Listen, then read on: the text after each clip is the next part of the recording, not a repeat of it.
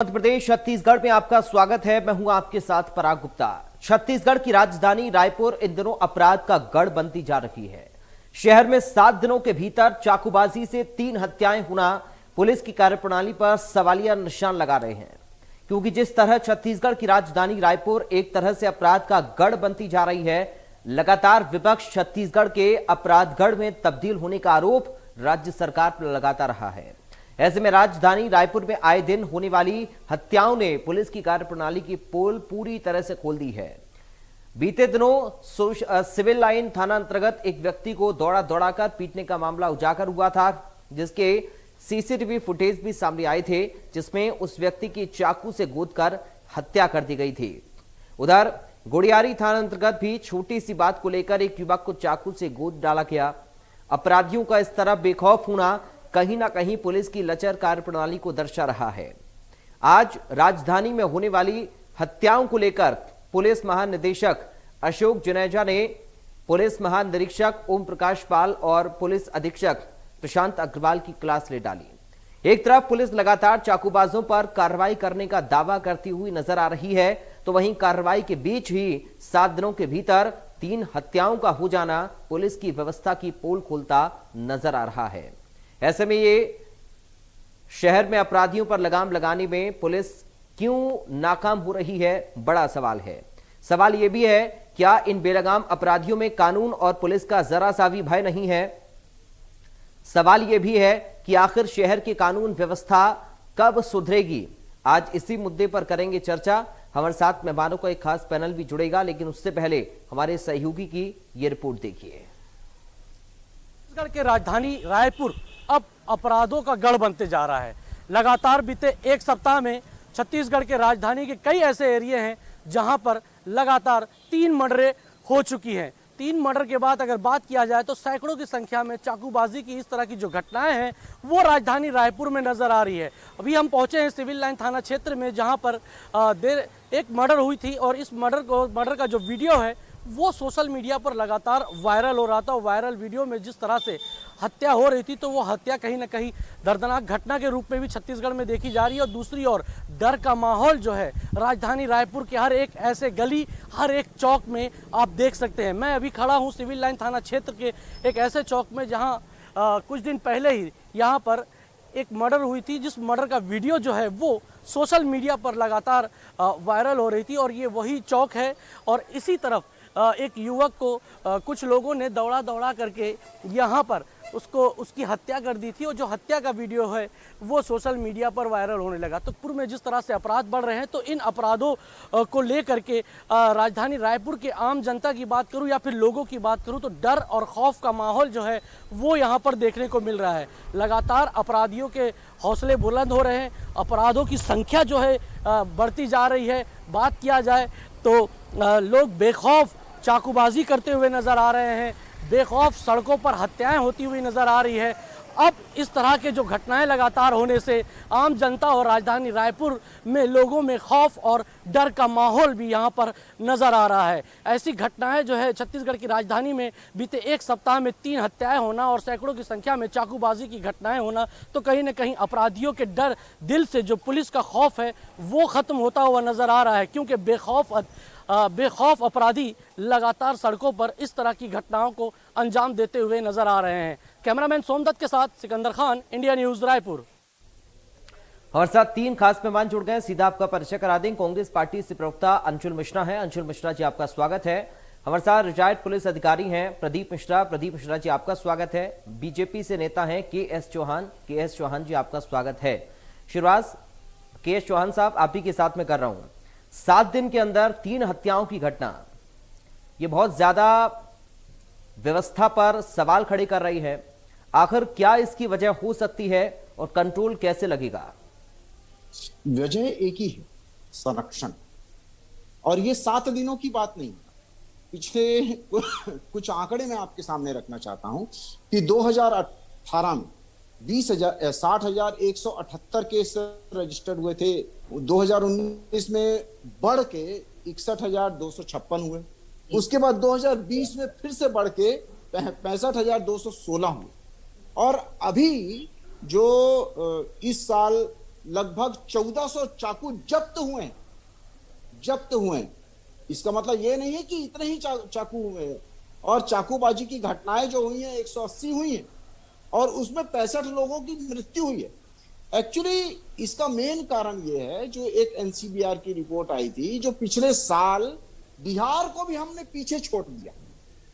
जो एनसीबीआर की रिपोर्ट आई थी उसमें मेन कारण जो बताया गया था वो था नशा, और दूसरा डिप्रेशन। नशा जब आप कंट्रोल नहीं करेंगे, आप घर घर पहुंचा के जब शराब देंगे, तो ये अपने आप में भयावह स्थिति आ ही जाएगी। आप हर जगह आप अवेलेबिलिटी पैदा करेंगे, आप किसी भी चीज की अगर ज्यादा अवेलेबिलिटी पैदा करेंगे तो वो ज्यादा नशा होगा ही होगा। दूसरी बात यह है कि जो परीक्षाएं लेट की गई, अकुशल लोगों को जो रोजगार नहीं दिया गया, अभी मनरेगा में कटौती की गई, और बहुत सारी चीजें और करी गई, जिसके कारण रोजगार बहुत ज्यादा डाउन हो गया। वैसे ही हम लोग कोरोना काल के बाद अभी थोड़ा सा उभरने की कोशिश कर रहे हैं, और डिप्रेशन में लोग बहुत ज्यादा आ चुके हैं। उसके कारण क्या है कि वो दूसरी तरफ जाने के लिए मजबूर हो जाते हैं, और ये व्यवस्था बहुत ज्यादा जो व्यवस्था जो करनी चाहिए थी प्रशासन को, वो नहीं कर रहा है। शासन अगर स्वार्थी जब हो जाता है, ठीक है, तो प्रशासन इसमें निरंकुश हो जाता है। ठीक है, चलिए अंशुल जी से अब इसको थोड़ा समझ लेते हैं। अंशुल जी, क्या कुछ वजह आप इसकी मान रहे हैं? अंकुश कैसे लगेगा? क्यों पुलिस प्रशासन उतनी मुस्तैदी नहीं दिखा पा रहा, या कानून का खौफ लोगों के अंदर खत्म हो गया है? और क्या जो व्यवस्था लचर की बात कर रहे हैं चौहान साहब, एक बड़ा कारण वो है? अंशुल जी। सर्वप्रथम तो हम एक ऐसे हिंदुस्तान में रहते हैं महोदय कि जहां पर जो आंतरिक कलहों को रोकने का काम पुलिस करती है, तो मैं तो सर्वप्रथम पुलिस सहकर्मियों को साधुवाद देना चाहता हूं। दूसरी बात, जब कांग्रेस और बीजेपी और किसी भी दल के नेता जब संरक्षण की बात करते हैं तो दिल बड़ा दुखित हो जाता है। पुलिस को कभी कोई संरक्षित कर सकता है क्या? पुलिस हमें संरक्षित करती है। हाँ, यह बात बहुत गंभीर विषय है कि कहीं ना कहीं जो लॉ एंड ऑर्डर की स्थिति है पिछले विगत कुछ दिनों से वो बढ़ी हुई है। और मैं तो केएस चौहान साहब को अभी सुन रहा था, तो उन्होंने ये कहा कि पुलिस को संरक्षित करके रखिए। ठीक है, अगर एक सेकंड के लिए इनकी बात को मान ली जाए, मैं पुलिस तो को फिर संरक्षित करने के लिए नहीं बोला। चौहान साहब प्लीज एक बार पहला राउंड क्लियर हो जाए, फिर लौटूंगा। आप बोलिए। चौहान साहब ने कहा संरक्षण शब्द का प्रयोग किया, ठीक है, जिसको भी वह संरक्षित करके रखे हैं। और दूसरी साइड पुलिस के ऊपर प्रश्नवाचक चिन्ह उठाते हुए क्या कहते हैं कि 1400 चाकू बरामद हुए हैं। तो 1400 चाकू ना बीजेपी ने बरामद किए हैं और ना कांग्रेस ने बरामद किए हैं, बरामद तो सिर्फ और सिर्फ पुलिस वालों ने किए हैं। तो पुलिस को कहीं ना कहीं कटघरे में खड़े होने की आवश्यकता नहीं है। पुलिस को और बखूबी और सुदृढ़ तरीके से कार्य करने की आवश्यकता है, जो कहीं ना कहीं किसी भी प्रकार की समस्याएं आ रही हैं, उस समस्या से हमारा राज्य निकल सके, ऐसी मैं उम्मीद करता हूं। आज इस विषय पर मैं किसी भी प्रकार की राजनीति करना नहीं चाहता हूं। क्यों? इसलिए राजनीति करना नहीं चाहता हूं कि जो आज वो मारा गया है, जो आज हफ्ते भर में पहले मारा गया है, वो किसी का पुत्र है, किसी का भाई है। इसलिए मैं यह समझता हूं कि उसके इस विषय के ऊपर किसी भी प्रकार की राजनीति नहीं होना चाहिए। सभी दलों को आगे आना चाहिए, और पुलिस जो सही दिशा में काम कर रही है उन्हें अप्रिसिएशन करना चाहिए, और जो हमसे और आपसे हो सकता है वह उनके लिए करना चाहिए। और मैं तो इंडिया न्यूज को साधुवाद देता हूं। इस प्रकार के ज्वलंत मुद्दों को कम से कम टीवी के सामने आते हैं, तो जो समाज का एक बहुत बड़ा तबका है कहीं ना कहीं इस बात को सुनता है और समझता है महोदय। ठीक है, प्रदीप मिश्रा जी, सर आपने तो पुलिस में सेवाएं दी हैं, आप बड़े अच्छी तरीके से क्राइम की इन घटनाओं को समझते हैं। व्यवस्थाएं क्या हैं अभी आप देख भी रहे हैं, और कैसे अपराध बढ़ रहा है इस बात को अंशुल जी स्वीकार भी रहे हैं। वजह आप इसकी क्या कुछ मानते हैं, कैसे अंकुश हम लगा सकते हैं, इस पर आपका रिएक्शन मैं चाहूंगा। प्रदीप जी। पुलिस को शहर में अपनी उपस्थिति बतानी होगी। आप अगर सड़क पे नहीं होंगे तो अपराधी सड़क पे होगा जी। सबसे बड़ी बात यह है कि आपको अपराध के स्थान, आज जैसे चौहान साहब ने बताया, नशा एक फैक्टर है, क्योंकि नशा के लिए ये सब स्टिमुलेटेड है। छोटी सी बात पे चाकू निकल जाना है, तो प्रश्न है ये चाकूबाजों की पहचान कैसे होगी? आपको गश्त और पेट्रोलिंग ईमानदारी से करानी होगी। आपको ड्यूटी करनी है नौकरी के साथ साथ। 25% अगर ईमानदारी से ड्यूटी करें तो कंट्रोल हो जाए। आपको मालूम है कि चोरी 2:30 से 3:30 बजे रात के बीच होती है, तो आपको सड़क, चौराहे, रेलवे स्टेशन, बस स्टैंड, क्योंकि अपराधी अपराध करने के बाद किसी न किसी रूट से भागेगा, इसीलिए जहां बड़ी घटना हुई बिहार भेजते टीम, हम आसाम भेजते, कलकत्ता भेजते। क्यों? अगर चेकिंग ईमानदारी से हो, जब आपको मालूम है कि अपराध के समय ये है, और रही है चाकूबाजी की बात, तो आपको पेट्रोलिंग, भरपूर स्टाफ, हथियार के साथ, अपराधी का मनोबल बढ़ा हुआ है, वो पुलिस पे हमला करने से भी नहीं चूकती हो। है राजनीतिक संरक्षण कारण एक हो सकता है, लेकिन पूरी तरह नहीं, क्योंकि ये जो सड़क के अपराध है, कब हो जाए, अपराध का कोई टाइम है नहीं, इसलिए आपको पुलिस की गश्त, पेट्रोलिंग दिन में ईमानदारी से करनी होगी, भरी दोपहरी आपको गाड़ी निकालनी होगी। गली ये नहीं कि पेट्रोलिंग वाले रास्ता नापना है, आप चौक चौराहे में खड़े होइए, लोगों के बीच जाइए, तब आपको संपर्क बनेगा। संपर्क बनेगा तो खबर लगेगी आप। भाई सीसीटीवी के आधार पे आप चलते रहेंगे तो भाई अपनी भी पैठ बनाइए पब्लिक के बीच आप जी। चाकूबाजी कोई तत्कालिक में नहीं हो जाती, इसके से कोई पुरानी दुश्मनी, कोई विवाद, ये सब चीजें कब पता चलेंगी? जब आप मौके पे होंगे जी। ठीक है, ईमानदारी से आपको पेट्रोलिंग जरूरी है। ठीक है अंशुल मिश्रा जी, थाने से निकलेंगे। ठीक है, एक मैं आपको उदाहरण बता रहा हूँ, 4 दिन पहले मेरे पड़ोस में अपराध हुआ, चोरी घटना। 10 साल पहले टीआई को तत्काल उपस्थित होना जरूरी था मौके पे। हवलदार सिपाही सीसीटीवी देख के चले गए। अरे साइंटिफिक इन्वेस्टिगेशन आज के जमाने में कोई मायने है? चोरी पे सबसे ज्यादा बेइज्जती है पुलिस की। हर अपराध को आपको सीरियस, एक तमाचे की रिपोर्ट में भी आपको स्पॉट पे जाना होगा, क्योंकि अगर एक तमाचा को नहीं रोका, शाम को 302 बन जाएगा। ठीक है, ठीक है। के चौहान साहब अपनी बात रखना चाह रहे हैं, उसके बाद अंशुल मिश्रा जी आपके पास आ रहा हूं, एक साथ आप जवाब दीजिएगा। बोलिए चौहान साहब। जी, मैं ये बोलना चाह रहा था, जैसे हमारे साथी प्रवक्ता ने बोला कि संरक्षण पुलिस को नहीं, मैंने ये नहीं बोला कि संरक्षण पुलिस को करना है, संरक्षण तो अपराधियों को मिल रहा है। अपराधी क्यों नहीं डर रहे हैं? इसका कारण ये है कि पुलिस से बड़ी शक्ति उनके हाथ में है जी। और जब वो जाते हैं, पुलिस पकड़ती है, तो लोग वहां पर जाके बोलते हैं। कई वीडियोस हैं, कई लोगों के, मतलब कई बार अखबारों में आ चुका है, कई बार मीडिया ने बोला हुआ है कि जब अपराधी वहां पर जाता है तो ये बोलता है कि मैं फलक आदमी हूं, मैं फलक आदमी हूं। और यहां तक कि लोग इतना भी नहीं डर रहे हैं कि पुलिस के ऊपर हमला कर देते हैं, जैसे पिछले दिनों में कुछ घटनाएं सामने आई हुई हैं। और आज की डेट में पुलिस भी मजबूर है कहीं कहीं। क्यों? क्योंकि पुलिस से बड़ी ताकतें जो हैं उनको मजबूर कर देती हैं, उनको संरक्षण मिला हुआ है अपराधियों को। और कौन सी ताकत है चौहान साहब, ये कौन सी ताकतें हैं सर? खुलकर जिक्र करिए ना। राजनीतिक ताकतें हैं, जो अभी सत्तारूढ़ पार्टी है उनकी ताकतें हैं। उन्हीं के कारण ये पुलिस प्रशासन हमारा कहीं ना कहीं मजबूर होता है। अगर मान लीजिए कि पुलिस प्रशासन को पूरा दे दिया जाए तो वो बहुत अच्छे से कार्य कर सकता है। और दूसरी बात, जो पुलिस प्रशासन का जो ऊपर का जो पार्ट है, जो हमारे गृह मंत्री जी हैं, सर्वविदित है कि गृह मंत्री जी की उतनी ज्यादा चल नहीं रही है। वहां पर जो मुख्यमंत्री जी हैं और जो गृह मंत्री जी हैं, उनकी आपस में अंडरस्टैंडिंग नहीं है। स्वास्थ्य, जैसे स्वास्थ्य मंत्री जी की अंडरस्टैंडिंग नहीं है, वैसे गृह मंत्री जी की भी अंडरस्टैंडिंग नहीं है। उसके कारण पुलिस प्रशासन में लचर व्यवस्था है।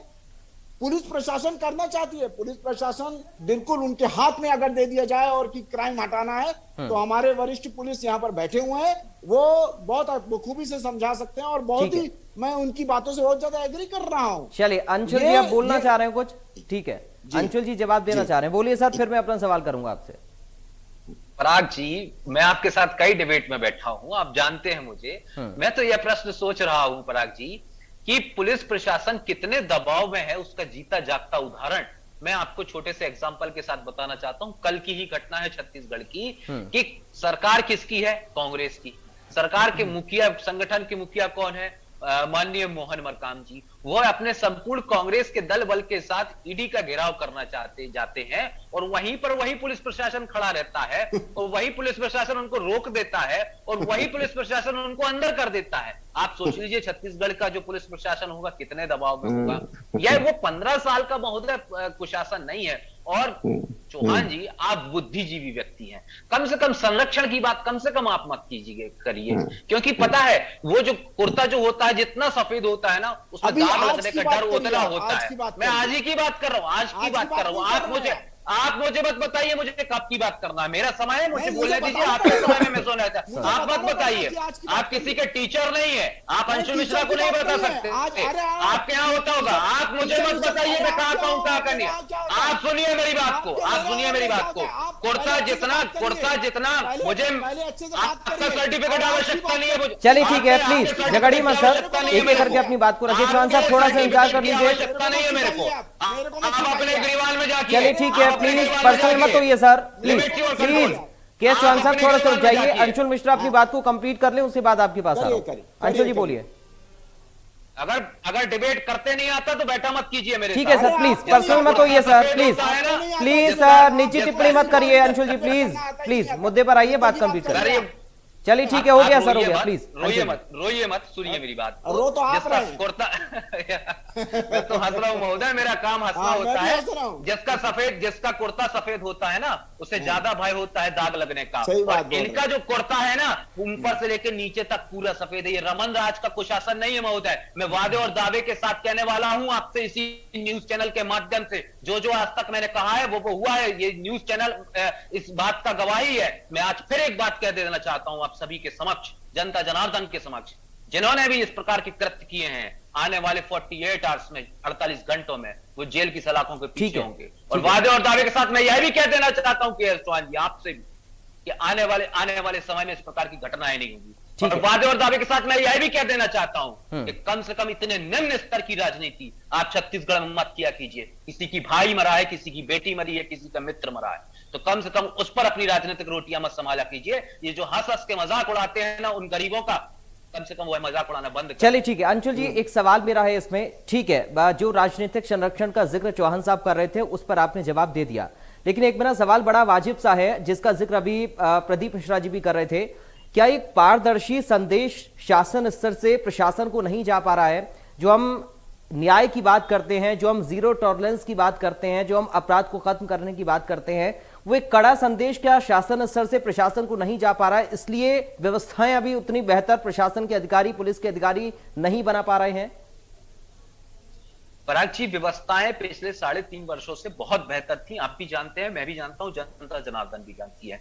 लेकिन बीच में एक लूप होल आता है, प्रदीप मिश्रा जी बहुत अच्छे से जान रहे होंगे कि कहीं ना कहीं संवाद की कमी हो जाती है या कहीं ना कहीं कोई ना कोई अमला ऐसा हो जाता है जो उस पर्टिकुलर मौके पर नहीं पहुंच पाता है। इसके लिए इसके बहुत सारे मामले होते हैं, छोटे छोटे जो धरातल स्तर के जो मामले होते हैं वो नहीं पहुंच पाते हैं। तो उसके लिए भी जो पुलिस बल होती है वो तैनात होती है और कई सारे एनजीओ ऐसे काम होते हैं जो कार्यक्रम को अपनाते हैं। हमें उस पर्टिकुलर व्यक्ति के अपराधी से हमें घृणा नहीं है, उसके अपराध से हमें घृणा है। ये गांधी जी किया करते थे, गांधी जी कहा करते थे। तो उसी रास्ते पर कांग्रेस चलती है। लेकिन ये संवाद भी तो आप ही लोगों को स्थापित करना पड़ेगा ना सर, ये संवाद तो सरकार को स्थापित करना पड़ेगा।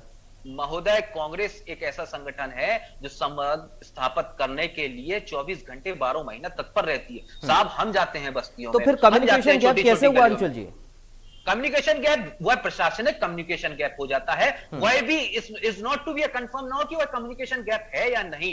वह सिर्फ और सिर्फ प्रशासन की एक जिम्मेदारी होती है और प्रशासन का एक कॉन्फिडेंशियल वर्क होता है जिसको हम न्यूज चैनल के माध्यम से जनता जनार्दन के समक्ष बोल नहीं सकते। लेकिन प्रदीप मिश्रा जी इस बात को बखूबी जान रहे होंगे कि मैं कहना क्या चाहता हूं। ठीक है, चलिए प्रदीप जी से कॉमेंट ले लेता हूं आपकी बात पर, उसके बाद चौहान साहब आपके पास में आ रहा हूं। प्रदीप जी, सर कैसे एग्री कर रहे हैं आप अंशुल जी की बात को? उनकी बात बहुत काफी हद तक सही है। पुलिस को पब्लिक को ये विश्वास होना चाहिए कि पुलिस को हम बेखौफ सूचना दे सकते हैं। पब्लिक की मानसिकता को बदलनी होगी कि आप विश्वास पैदा करना होगा उनसे। आज पुलिस के लफड़े कोई पढ़ना नहीं चाहता। इसके लिए पुलिस को पब्लिक के बीच जाकर अपना इन्फॉर्मर तैयार करके रखना होगा, तब लोग आपको सूचना देंगे। ये चाकूबाजी और झगड़े की जो शुरुआत है, ये आपको मोहल्ले से ही तत्काल मिलेगी आपको जी, अभी आप रोक सकते हैं इन घटनाओं को। अन्यथा घटना होने के बाद स्पॉट और सीसीटीवी चेक करने के बाद ये तो बात की formality. Prevention is better than detection. अपराध के पहले आपको एक्शन लेना है, उसके लिए तो आपको फील्ड में काम करना होगा। अपनी उपस्थिति आपको बतानी होगी, पब्लिक में आपको इन्फॉर्मर तैयार करने होंगे, आपको स्पॉट सेलेक्ट करने होंगे कि कैसे कैसे स्थानों में अपराध होते हैं। ये स्पॉट आपको चेक करके इन्फॉर्मर क्रिएट करना होगा। ठीक है, थाने में बैठे बैठे आपको इन्फॉर्मर सूचना नहीं देगा आपको जी, आपको पब्लिक के बीच जानी होगी, हर चौक चौराहे में शाम के टाइम खड़ा होना पड़ेगा। ठीक है। यानी पुलिस की मौजूदगी, पुलिस की सक्रियता ये बहुत ज्यादा जरूरी पब्लिक के बीच में है, ताकि पुलिस को भी, पुलिस का जो खौफ है, कानून का जो डर है, कम से कम ऐसी प्रवृत्ति के लोगों के अंदर हो जो कि अपराध करने के बारे में सोचते हैं, किसी घटना को अंजाम देने के बारे में सोचते हैं। ये बहुत जरूरी। चौहान साहब, एक फाइनल कमेंट आपका चाहूंगा, बहुत जल्दी से अपनी बात को रखिएगा संक्षिप्त में। पराग जी, मैं सिर्फ इतना बोलना चाहता हूं कि अभी जो प्रवक्ता ने बोला कि हम कंट्रोल करने की कोशिश कर रहे हैं, तो 2018 में 60,178, 2019 में 61,256 और 2020 में 65,216 लगातार बढ़ रहे हैं मामले, और इस बार 2021 में और ज्यादा मामले बढ़ने की उम्मीद है, क्योंकि अरे प्रवक्ता महोदय, शायद आप रमन राज का आंकड़े लेकर आए हैं, आप छत्तीसगढ़ का आंकड़े लेकर आइए। आप कृपया कर, ठीक है, आप रमन राज का लेकर आए। ठीक है। अरे आपको क्या हो गया? क्या हो गया? क्या परिवार के सदस्यों से झगड़ा करके आए हैं क्या? परिवार के सदस्यों से झगड़ा करके आए हैं क्या? निजी टिप्पणी मत करिए सर, पहले भी बोल चुका हूं। चलिए, आज समय इतना ही है, समय इतना ही, आज समय इतना ही इजाजत दे रहा है। बहुत शुक्रिया सर, बहुत शुक्रिया के चौहान साहब आपका, अंशुल मिश्रा जी आपका, प्रदीप मिश्रा जी आपका, चर्चा का हिस्सा बनने के लिए। फिलहाल खौफ में राजधानी है अपराधों की वजह से। हालांकि पुलिस की मौजूदगी क्या है, पुलिस की सक्रियता कैसी है और प्रशासनिक अमला कितना मुस्तैद है, इस पर सवाल खड़े हो रहे हैं। लेकिन उम्मीद की जा रही है कि जल्द से जल्द इन अपराधों पर अंकुश लगे और जो अपराध हो चुके हैं उनके अपराधियों को पकड़ा जाए। नमस्कार।